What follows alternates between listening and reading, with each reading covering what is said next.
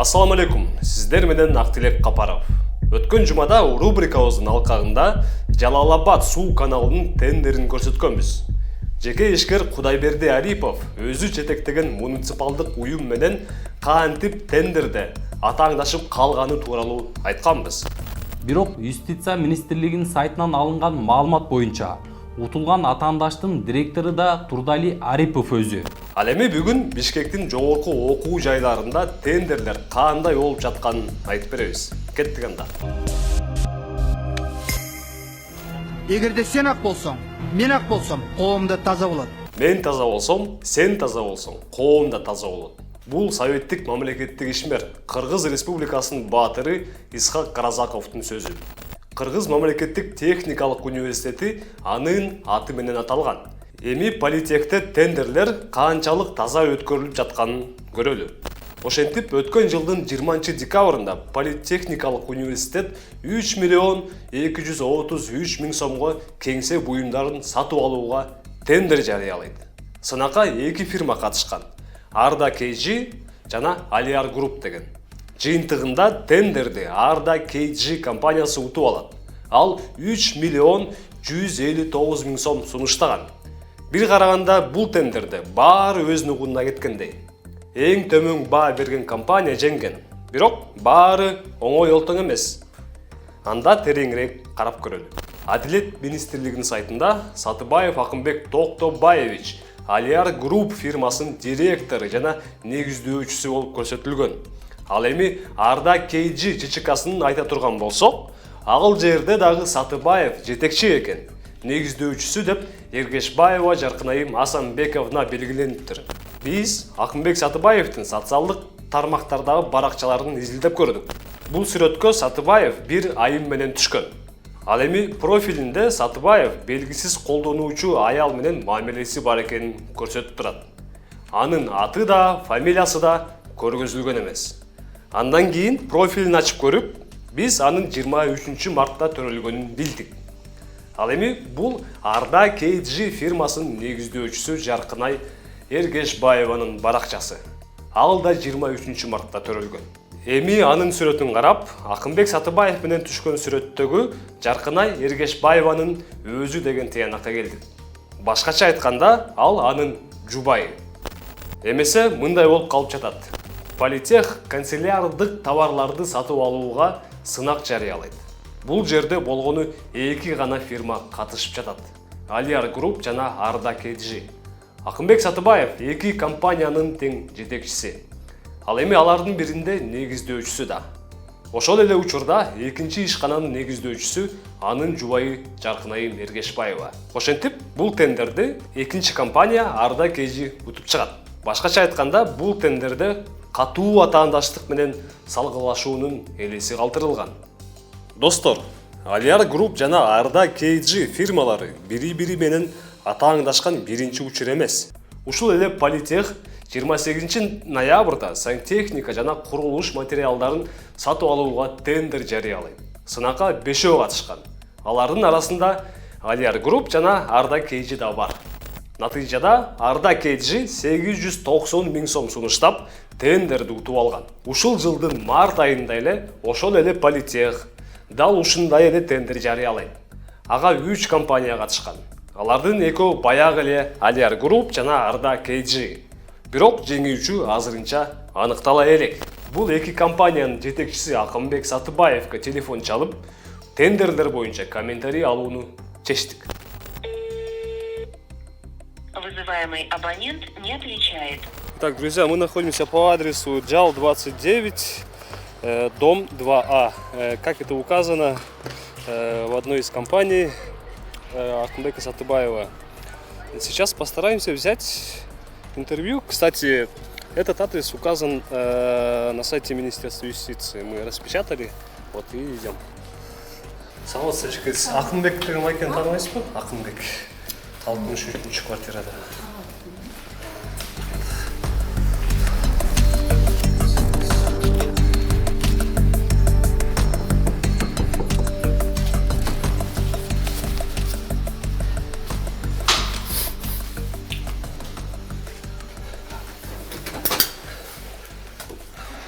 саламатсызбы? Акынбек байке деген жашабайбы бакта? Жок, алар көчүп кетишкен. Көчүп кетишкен ба? Эниси чыгар. Кайсы көчүп кеткен билбейсизби? Турмуш жакта болуш керек эле. Точно адресин билбейм. Эниси рахмат.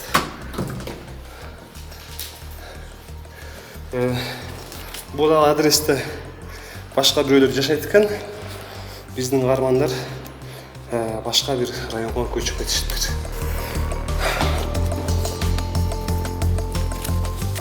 Эми бул тендерлер боюнча университеттин өзүндө жана билим берүү министрлигинде эмне деп жооп берерин билүүнү чечтик. Комментарий алуу үчүн билим берүү министри Каныбек Иманалиевке бардык. Тилекке каршы акыркы 2 күндөн бери министрди өзүнүн министрлигинен жолуктура албай койдук. Биринчи күнү сиздер сүрөттө көрүп тургандай биз аны күттүк. Бирок кийин бизге басма сөз кызматкери келип, мындай интервьюларды уюштурууда алдын ала сүйлөшүү керектигин билдирди. Мындан кийинки интервьюларга, чтобы заранее айтып турсаңыздар, мен өзүм Мына ошондо эртеси түштөн кийин Иманалиевден комментарий алабыз деп макулдаштык. Алло. Ассаламу алейкум, Нуржигит мырза. Силерби? Алейкум салам. Мен Актилек кече келбедим беле Темиров лайфтан. Каныбек Иманалиевден комментарий алам деп. Эстедим. Бүгүн саат канчаларда келели? Кече сүйлөшпөдүк беле түштөн кийин деп. Азыр министр бүт замдар менен резидентте экен. Түштөн кийин 2ден өтүп бүтөт деп атат да иш чарасынчы. Анан ошондо келгенде мен эме кылып чыгайын кирип. Биз 3:30 келе берели да, 3:30-дабы? Так, хорошо, мен азыр анда келгенде бир дагы ага чейин да чалып айтып коет экенмин да министрге. Бирок эртеси Иманалиевди министрликтин бособосунда 1 саат күттүк. Ошончо убакыт күттүрүп коюшуп, министр дагы башка бир жолугушууда деген жоопту уктук.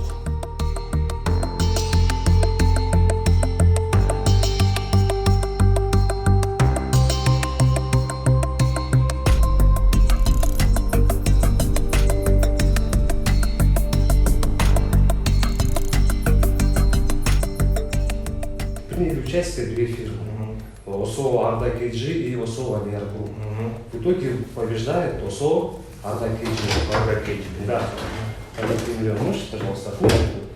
Да, 2 компании. И тут, и тут принимает участие тоже вот тендер, политех, принимает участие 5 фирм. Среди них те же самые вот ОСО Арда Кейджи и ОСО Алияр Групп. В итоге побеждает тендер, по-моему, на следующей странице, Арда Кейджи. Вот. Заметили, да? И тут тоже. Пока тендер оценка вовлек, но да, протокол скрытый есть, да. 3 фирмы, и 2 среди них Арда Кейджи и Алияр Групп. Хорошо, я вот вопрос я понял, почему здесь Арда Кейджи, наверное, да? Нет, смотрите. Теперь вот сайт Министерства юстиции, напечатали специально для вас. Видите, Арда Алияр Групп, тут Арда Кейджи. Смотрим, открываем следующую страницу. И тут открываем. Тут видите, руководитель и учредитель Сатунбаев Акунбек.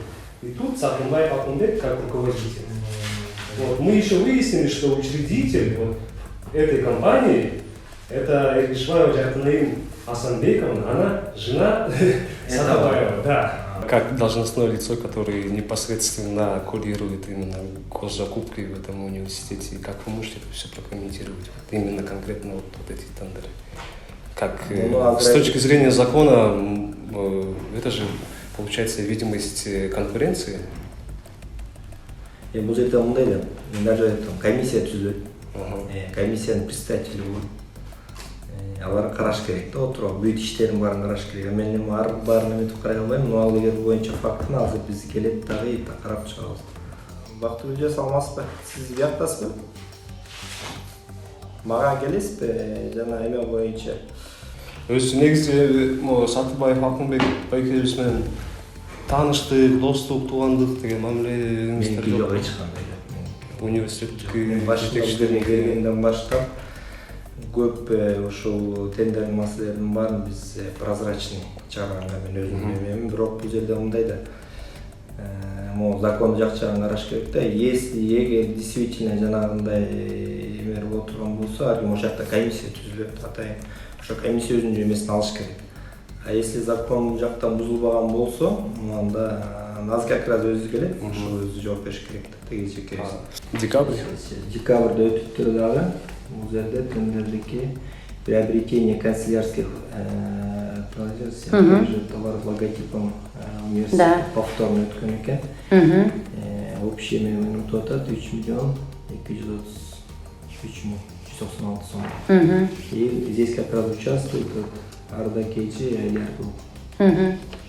Вот то, что надо комиссияны полностью каралап, поднимите. Карап, я правильно поднимите все. Кайсы комиссия карады эле, эмне себептен эгер закон боюнча жазмага.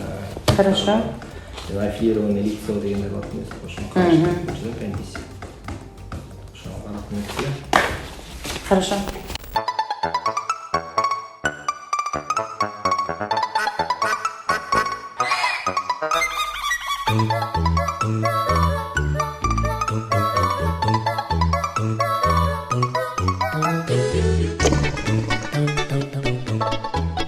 И вот выписка из Минюста, как вы видите, одни и те же люди.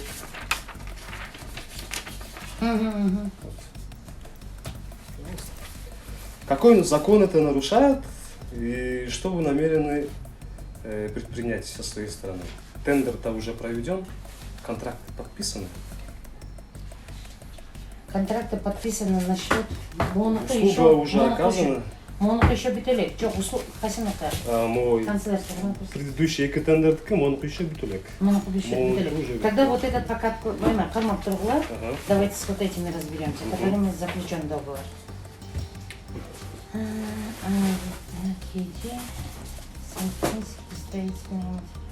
Он документтерин берсең, сантехнический строительный, который был в ноябре.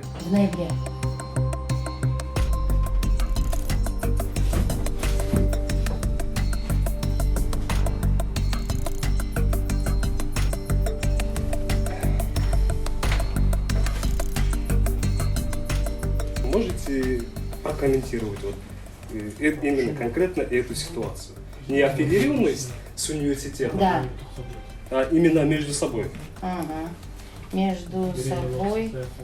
Ну вот здесь, оказывается, заключили договор с ними уже. Вы везде уже заключили. Тоже. Это то, что мы еще нашли. А может быть, там еще другие тендеры были, которые мы еще не нашли, не идентифицировали. А третий контракт, вот смотрите, 3 участника, 2 из них те же. Вот, те же. Да. Контракт еще не подписан, победитель еще не определен. Но может быть на этой неделе, либо на следующей неделе. Ну теперь с вашей подсказкой их отклоним. Это, смотрите, мы не говорим отклоняйте всех, мы говорим просто вот насколько это соответствует законодательству. Нет, конечно, не соответствует. И что теперь в этом случае вы предпримете? Предпримем, тогда стороны, нет, расторжение договора сделаем. У нас они поставку мы по мере заявок делаем. Полную поставку они не делают. Сейчас в одностороннем порядке с уведомлением, конечно, поставщика расторгнуть договор. И в последующем уже рассмотреть вот эту данную позицию уже очень четко. Надеюсь, не только данную позицию, а в целом. Нет, все, конечно. Нет, да, это действительно наше упущение. Мы в основном аналогичные договора уже полностью по оценочным листам все проверяем. А вот эту позицию, оказывается, действительно. Аффилированность с нашей стороны они подписали, да, действительно. Может быть, конечно, это тоже не в моей компетенции, ходить, паспорта собирать, вы действительно родственники, вы откуда тоже проверять. Но с этой стороны, конечно, мы сейчас с руководством переговорим и уже на расторжение договора тогда. Это с юристом с нашим тоже. Какая-нибудь ответственность сотрудников и работников образовательных учреждений? Нет, это обязательно сейчас рассмотрим, кто в комиссию входил, рассмотреть все это. И какая может быть последует ответственность? наказание? Ну, это на усмотрение руководства будет. Я же самовольно тоже не могу это решать. Достор, келгиле анда. Бул жерде кандай мыйзам бузулуп жатканын, ал үчүн кандай жоопкерчиликке тартылышы мүмкүн экендигин билүү үчүн юристтин сөзүн угуп көргөйлү. Мисалы эки катышуучу бир тендерге катышса, кийин бирок алар өз арасында мисалы бир тууган болсо же жакын адам болсо, алар мындай тендерге негизи эле катыша албайт. Андай сунуштарды сатып алуучу уюм четке кагуу милдеттүү. Кийин болсо кандай чара көрүнөт? Негизи эле ошо айткандай эле сатып алуучу уюм мындай сунушту четке кагуу милдеттүү. Экинчиси болсо мисалы департамент эгерде болсо департамент андай тендерди аныкталса, ал же тендерди токтотот же болбосо мыйзамга келтирүүнү милдет кылып жазып берет да сатып алуучу уюмга. Болбосо ал укук коргоо органдарга материалдарды жиберет. Ошо. Кийин негизи эле биздин мыйзамда жазылган штраф бар 17.500 сомдой. Урматтуу кыргызстандыктар, сиздер дүкөндөн сагыз алсаңыздар да ага салык төлөйсүздөр. Андыктан бийлик сиздердин акчаңыздарды кайда жумшап жатканын билүүгө толук укугуңуздар бар. Балким бул акчалар кыргыз элинин жыргалчылыгын, билимин көтөрүүгө эмес, максатсыз жумшалып, кандайдыр бир сол чөнтөккө, машина, учак, чоң особняктарга кетип жаткандыр. Биздин команда өз кезегинде мындай күмөн жараткан тендерлерди айтып көрсөтүп турмакчы. Сиздер менен мен Актилек Капаров болдум. Кайрадан көрүшкөнчө.